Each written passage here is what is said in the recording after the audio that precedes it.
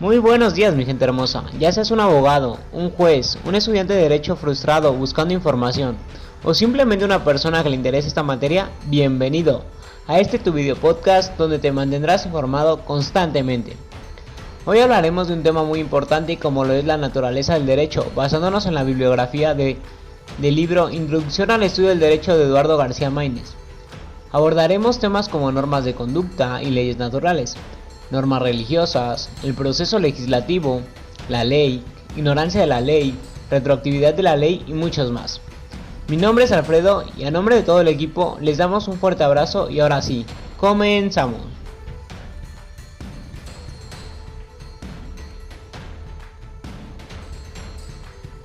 Según García Maínez, el derecho es la posibilidad de hacer lícitamente algo.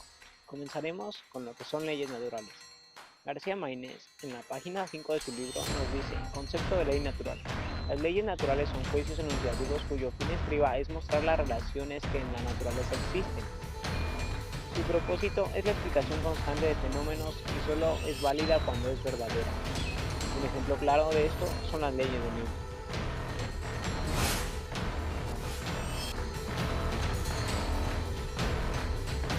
Para usted, ¿qué son las reglas de conducta? Para mí son las reglas que debe cumplir una persona que vive en una sociedad para una mejor convivencia entre los seres humanos. Pero veamos qué nos dice García Maínez sobre esto. En su libro en la página 4 nos dice: la palabra norma suele usarse en dos sentidos, uno amplio y el otro estricto. Lato sensu suele aplicarse a toda regla de comportamiento, obligatoria o no. Stricto sensu corresponde a quien compone deberes e infiere derechos. Al vivir en una sociedad necesitamos reglas que regulen nuestro comportamiento frente a esta. A las normas de conducta también se les llama normas de convivencia. Son importantes para que se respeten nuestros derechos. Asimismo se nos obliga a cumplir nuestros deberes.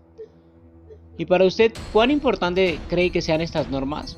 Nos puede dejar sus comentarios aquí abajo si gusta, también compartir sus experiencias.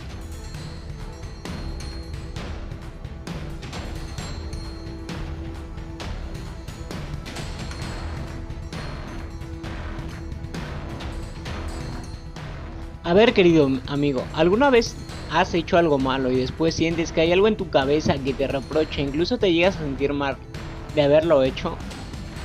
¿Quién crees que está actuando así? Desde que somos pequeños nos muestran que tenemos que tener valores y nos tratan de educar de la mejor manera posible. Pero ya depende de cada uno de nosotros de cómo se comporte cuando ya es grande. Y esa voz que te reprime cada vez que haces algo malo, ¿quién crees que es? Es tu moral, la cual quiere que actúes conforme a tus valores. Maínez nos dice que una de las características de la norma moral es la unilateralidad. Las reglas éticas se hace consistir de frente al objeto a quien obliga y no hay otra persona autorizada para cumplir con el cumplimiento de sus deberes. A mí, por ejemplo, me pasaba mucho que cuando le mentí a mi mamá de chiquito me sentía muy mal y le pedía perdón, porque si no mi mente me estaba reprochando todo el día. ¿Usted cree en algún dios o divinidad? Pues déjeme decirle que está en todo su derecho y en la libertad de creer en lo que usted quiera, ya que estamos en un país libre, como todos sabemos. Así como las normas morales, también existen las normas religiosas, las cuales vinculan al individuo con algún dios o divinidad, o un ser mayor que él, el cual lo hace ser una mejor persona. Al igual que la norma moral, este tiene por característica la unilateralidad, la cual quiere decir que el propio individuo se exige su cumplimiento, así mismo como juzgarse conforme a ellas, etc. Convencionalismos sociales. García Maínez, en la página 27 de su libro, nos dice: los convencionalismos son exigencias tácitas de la vida colectiva, es decir, carecen de formulación expresa y absolutamente clara, pero nada le permite admitir la posibilidad de que se formule e inclusive se codifique. Con los convencionalismos sociales logramos un trato más amable y cordial entre los integrantes de una sociedad, con la aceptación de todos los integrantes de la sociedad. Sus características son: heteronoma simple, son reglas establecidas para permanecer en estos grupos. Concordancia exterior, la persona acepta las normas impuestas. Sanción organizada en estricto sentido, quien no cumpla con las normas puede ser sancionado de forma psicológica. Ahora,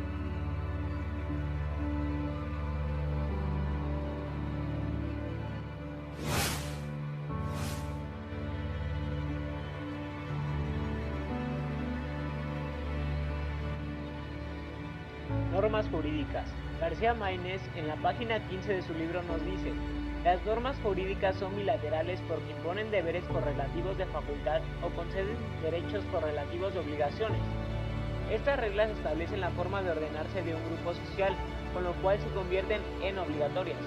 Por eso es importante conocer los elementos de las normas jurídicas, los cuales son: sujeto jurídico. Es todo ser o ente a quien el orden jurídico le reconoce la calidad de titular del contenido de un derecho u obligación jurídica, al cumplirse determinados supuestos. Objeto jurídico. Consiste en un determinado que debe cumplir el sujeto obligado por la norma. Relación jurídica. La relación entre dos sujetos surgido de una relación de supuestos normativos. Consecuencia jurídica. Surge cuando un sujeto se coloca en situación de supuesto incumplimiento de un carácter jurídico. Características coercitivas. Su aplicación y cumplimiento están garantizados por la fuerza pública del Estado. Determinantes. Tienen contenido fijo reconocible en el texto. Conforman un sistema jurídico ordenado e interrelacionado que rige aspectos en la vida de sociedad. Representación concreta de derecho. Son medios a través del cual se representa o articula el conjunto de ideas que rigen a una sociedad. Define el deber de ser de norma de conducta humana. Se caracteriza por establecer una relación del deber ser y la causalidad entre hecho y consecuencia. Unilateralidad y bilateralidad. García Maínez, en la página 15 de su libro, nos dice: la unilateralidad de las reglas éticas se hace constituir frente al sujeto a quien se obligan, y no hay otra persona autorizada para exigir el cumplimiento de sus deberes. Esto quiere decir que la persona solo actúa conforme a sus valores y es la única que puede reprochar en caso de no cumplir. Bilateralidad. García, igualmente en la página 15 de su libro, nos dice: las normas jurídicas son bilaterales porque imponen deberes correlativos de facultades o conceden derechos correlativos de obligaciones. Interioridad y exterioridad. Morales de Kant. La teoría fue elaborada por un filósofo al explicar el concepto de la voluntad pura. Posteriormente ha sido utilizada por los juristas para diferenciar las normas que hemos venido hablando. Una conducta es buena según el pensador prusiano, cuando concuerda no solo con el exterior sino interiormente con la regla ética. La simple concordancia externa, mecánica, del proceder con la norma carece de significación a los ojos del moralista, lo que da valor al acto sino al móvil recondicto de la rectitud del propósito. Coercibilidad e incoercibilidad. Incoercibilidad. García Maínez en su libro nos dice: los deberes morales son incoercibles. Esto significa que su cumplimiento ha de efectuarse de manera espontánea. La definición de incoercible que puede ser o no ser posible. Autonomía y heteronomía. Autonomía. Según García Maínez, quiere decir autolegislación, reconocimiento espontáneo de un imperativo creado por la propia conciencia. Esto en la página 22. Un ejemplo de ello puede ser vestirse como uno elija, más allá de las modas o tendencias. Heteronomía. García Maínez nos dice en la página 22: es sujeción de querer ajeno, renuncia a la facultad de autodeterminación normativa. Ejemplo: existen personas que no están con la pareja que quieren y aunque sea incómodo, están con una persona que no les satisface en lo más mínimo, ya sea por la presión, recomendación familiar, etc.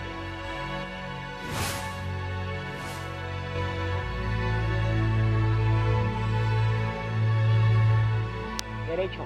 Derecho es el conjunto de reglamentaciones, leyes o resoluciones enmarcadas en un sistema de instituciones, principios y normas que regulan la conducta humana dentro de una sociedad, con el objeto de alcanzar el bien común, la seguridad y la justicia. Fuentes históricas. Son documentos que contienen la información del derecho vigente en otra época, en base en los cuales nos inspiramos para crear una determinada ley o institución jurídica. Fuentes reales. El medio geográfico, el clima, las ideas políticas, religiosas y muchos más son los que dan lugares a las fuentes reales del derecho. García Maínez en la página 52 de su libro nos dice: la idea del derecho y sus exigencias de justicia, la seguridad y el bien común, todos estos son factores que determinan la materia de un bien jurídico. En tal sentido asumen el carácter de fuentes reales. Fuentes formales. Asimismo, en la página 51 de su libro nos dice: por fuente formal entendemos el proceso de creación de las normas jurídicas. El proceso legislativo se compone de 5 etapas: iniciativa, discusión, aprobación, sanción y publicación.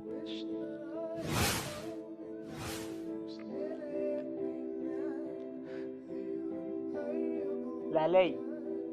Según el jurista venezolano Andrés Bello, la ley es una declaración de la voluntad soberana que, manifestada en la forma prescrita en la Constitución, manda, prohíbe y permite. Procedimiento legislativo. El Poder Legislativo mexicano, encargado de la figura del Congreso General, es el órgano responsable a través del procedimiento legislativo de producir las normas legales que expresan la voluntad del pueblo mexicano y que se constituyen, en razón de su origen y procedimiento de elaboración, en las normas primordiales del ordenamiento jurídico mexicano, únicamente sometidas en la Constitución. En el derecho mexicano, y siguiendo al maestro Eduardo García Maínez, es frecuente distinguir 6 etapas típicas de la elaboración de una ley, a saber: A. Iniciativa. B. Discusión. C. Aprobación. D. Sanción. E. Publicación. F. Iniciación de la vigencia. Iniciativa. Se presenta la iniciativa de la ley ante el Congreso de la Unión. La formación de las leyes puede comenzarse indistintamente en cualquiera de las 2 cámaras, ya sea la de diputados o senadores, con excepción de los proyectos que versen sobre impuestos, contribuciones o impuestos, o sobre reclutamiento de tropas, todas las cuales deberán discutirse primero con la Cámara de Diputados. El proyecto de ley puede sufrir modificaciones o bien puede ser rechazado. 2. Discusión. La Cámara deliberará acerca de las iniciativas para determinar si son o no aprobadas. A la Cámara donde inicialmente se discute un proyecto de la ley se le llama Cámara de Origen, y a la otra se le denomina Cámara Revisora.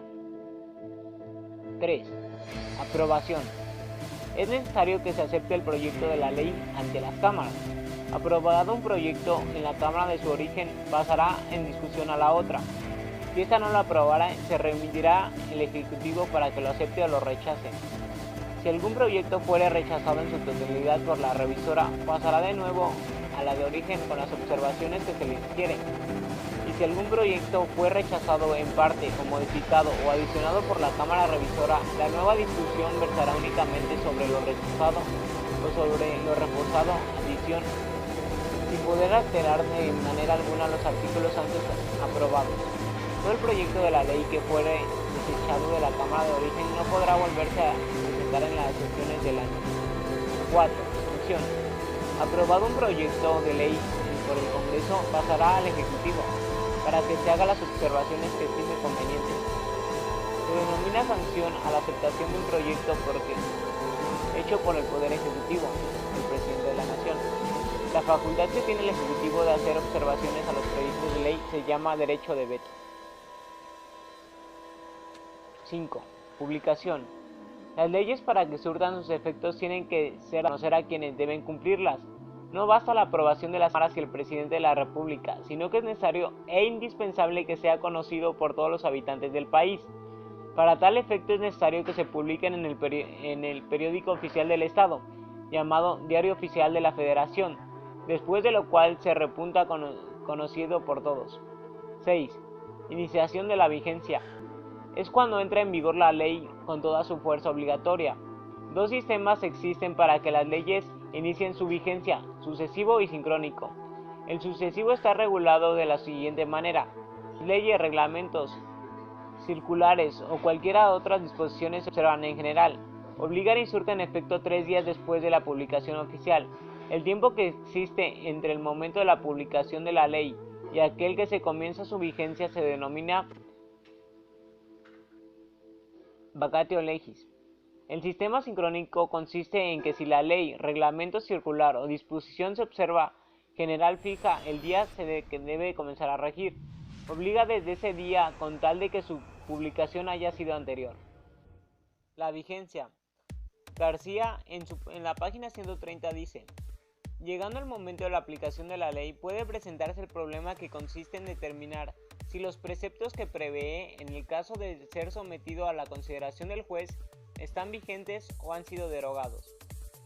Supongamos que tenemos un problema de X cosa en la vigencia. Podemos revisar si la ley que nos resolverá esto, sabiendo si es vigente o no. La iniciación de la vigencia es la fase final del proceso legislativo, mediante el cual escribe María del Pilar Villazón Rodríguez en su introducción al estudio del derecho. Una ley empieza a tener vigencia para todos en México. Existen dos tipos relativos de esta fase, sucesivo y sincrónico. En el sistema sucesivo entra en vigor los 3 días posteriores a la publicación, o en el caso de se agregan días por cada 40 kilómetros de distancia.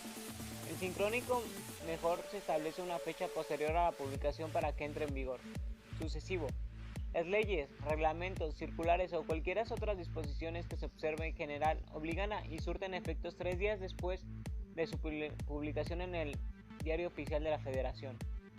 En los lugares distintos del que se publique el periódico oficial, para que las leyes, reglamentos, etc. se consideren publicados, ya sean obligatorios, se necesita además de un plazo que se fija de 3 días, que transcurra un día más para cada 40 kilómetros de distancia o fracción que exceda la mitad. Sincrónico.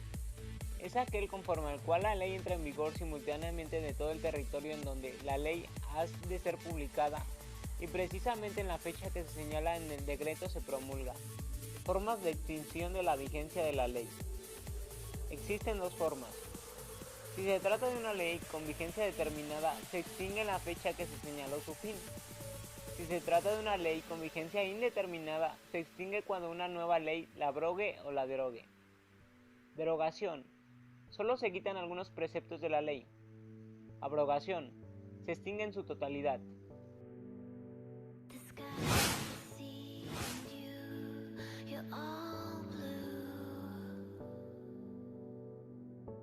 Ignorancia de la ley. Uno de los principios generales del derecho es que ampliamente conocido por personas propias y ajenas al mundo jurídico es aquel que reza en el siguiente sentido: la ignorancia de la ley no la exime de cumplirlas. Entendido por ignorancia el desconocimiento de alguna cuestión que por ley, a partir de norma preestablecida por las autoridades.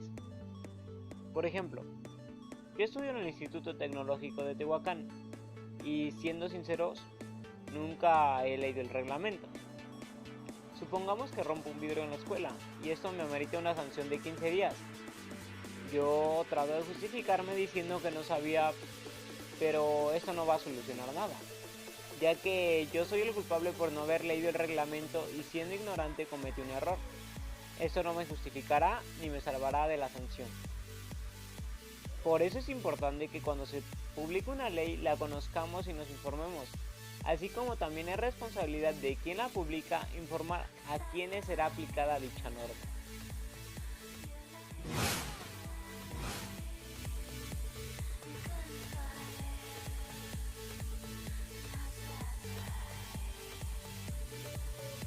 Retroactividad de la ley.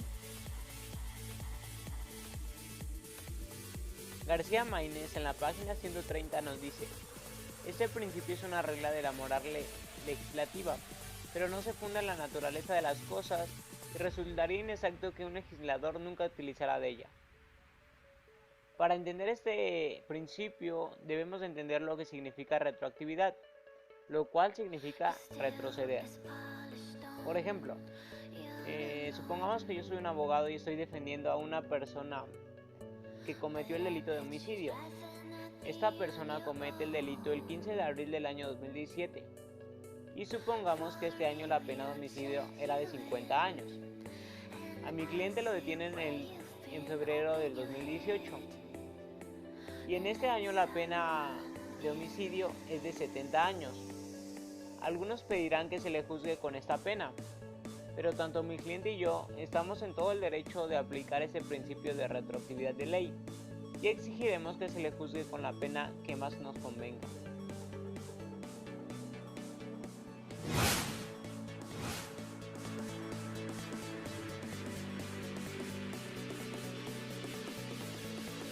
Clasificación del derecho. Derecho público.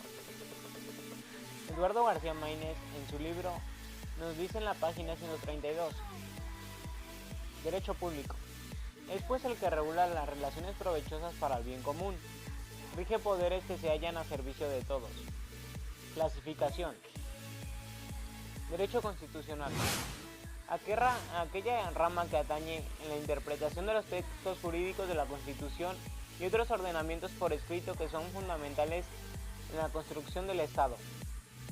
Ejemplo, la Constitución Política de los Estados Unidos Mexicanos. Derecho administrativo. Aquel que regula la administración pública y modula el funcionamiento de las relaciones entre los diversos organismos que componen el Estado. Un ejemplo es la impugnación de una elección.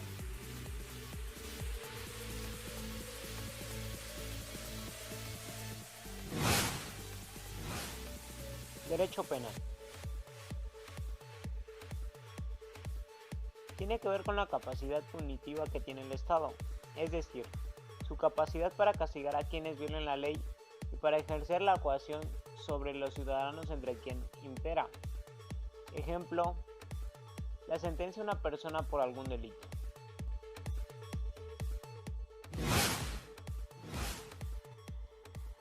Derecho procesal. Regula los mecanismos y procedimientos del Estado en lo referente al modo de ejercer su poder, garantizando los derechos mínimos y la proporción en todo momento. Derecho internacional público. Atañe a las relaciones entre los distintos estados-nación del planeta, sus planes conjuntos, sus acuerdos, sus intercambios económicos, sus disputas fronterizas, etc. Un ejemplo de derecho internacional público es el Telecán, Tratado Libre de Comercio de América del Norte.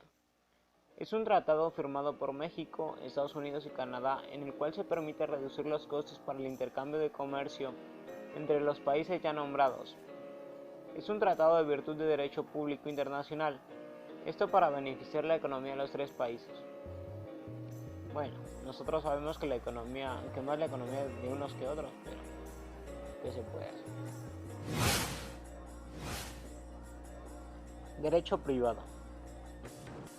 Según García Maínez, en la página 132 de su libro nos dice: los tiene el interesado para sí antes que nadie. El derecho privado busca la igualdad entre los participantes y regula la actividad de los ciudadanos. Se clasifica en derecho civil. Regula las relaciones civiles de las personas. Ejemplo, donde involucre algo que les pertenezca, patrimonio, sus derechos, libertad, etc. Otro ejemplo sería algún proceso de divorcio.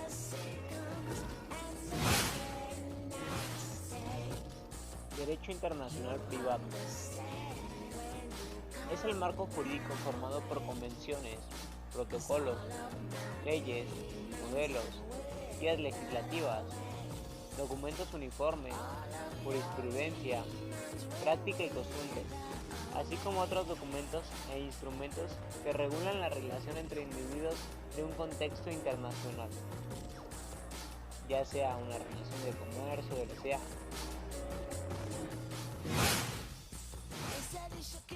Derecho mercantil. Eduardo García nos menciona en su libro el concepto de derecho mercantil. Para él es el conjunto de normas relativas de los comerciantes y cualquier acto de comercio. Un ejemplo muy claro es una barrotera cuando hace negocios con cualquiera de sus proveedores. En todo momento está aplicando el mercantil.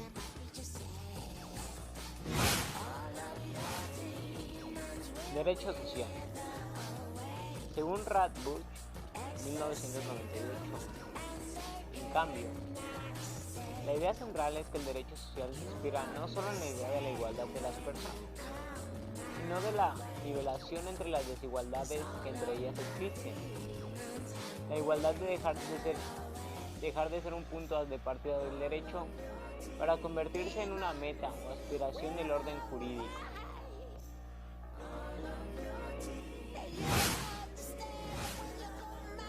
Derecho laboral o derecho al trabajo.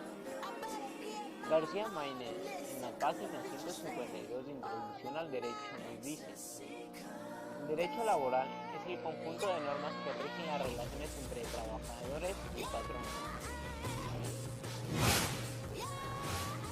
Derecho a la seguridad social. Este derecho es el de garantizar el acceso a los individuos a un modelo de vida digna en lo referente a la integridad individual, no discriminación y justa retribución de sus esfuerzos. Derecho migratorio. Se sabe que cambiar de residencia es un derecho humano y una actividad llevada a cabo masivamente desde los inicios de la humanidad. Esta rama del derecho social se ocupa de la legislación en materia de extranjería y migraciones de cada país o región.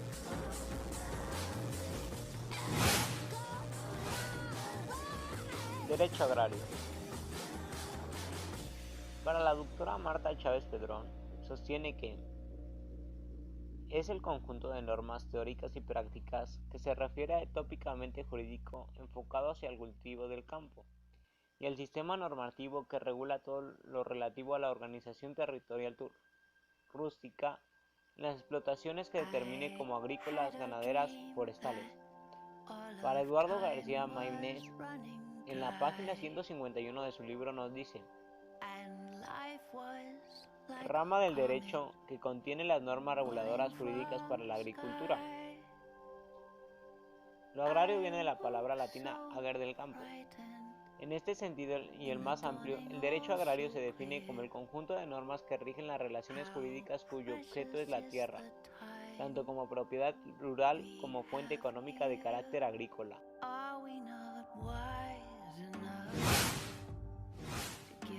Derecho aéreo.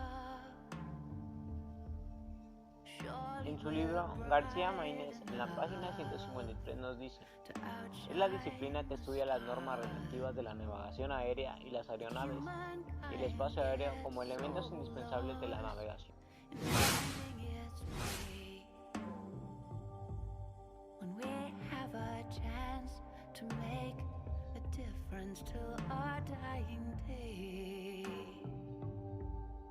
Importancia del derecho en la sociedad. Sabemos que cada cabeza es un mundo y cada quien piensa como se le dé la gana. Pero ¿qué pasaría si cada quien hiciera lo que quiera en la sociedad? Es más que claro que sería un desastre y por ello es muy importante tener normas que regulen nuestro comportamiento ante la sociedad. Ya que el humano es un ser social, nos conviene mantener una convivencia sana. El derecho forma parte de nuestro día a día. Desde una simple compra en la tienda estamos aplicando esta materia y es por ello la importancia y el empeño que debemos de poner aquí, ya que el derecho nos servirá para defendernos en cualquier obstáculo legal que se nos atraviese, además de actuar de una manera más razonada, sabiendo lo que implica incumplir alguna de las normas que ha impuesto la autoridad y la sociedad.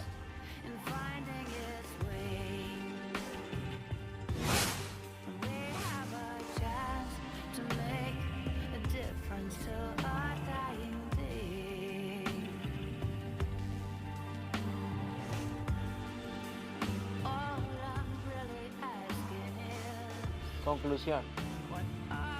En conclusión podemos decir que el derecho es una pieza fundamental en la vida diaria, ya que si no existieran normas que regulen nuestro comportamiento seríamos aún más desastre de lo que somos en la actualidad y no se podría mantener una buena convivencia en la sociedad. Personalmente, a mí me ayudó este podcast en aportarme más conocimiento sobre esta materia, además de que ahora en adelante actuar de una manera diferente ante la sociedad, para tener una mejor relación con los demás y no cometer algún delito que tal vez no sabía que era penado. Ya lo vimos que la ignorancia de la ley no nos exime de su cumplimiento. Creo que todos podemos lograr un mundo mejor si nos ponemos a mejorar un poco y a estudiar un poco más de esta materia, así como a defendernos en caso de que se estén cometiendo alguna injusticia. Así que, querido amigo, te invito a que te adentres más en esta materia y la tomes más en serio, aplicando lo que ya sabes en tu día a día. Además de que, como yo en un futuro quiero ser contador público, esta materia me ayudará a estar más preparado para poder llevar a cabo las actividades que el día de mañana ejerza. Bueno, pues espero haberte aportado y por mi parte te mando un fuerte abrazo donde quiera que te encuentres. También nos puedes compartir tus experiencias en los comentarios deja tu manita arriba y nos harías un gran favor si te suscribieras a este canal. Y nada más que decirte, desearle un excelente día y hasta la próxima.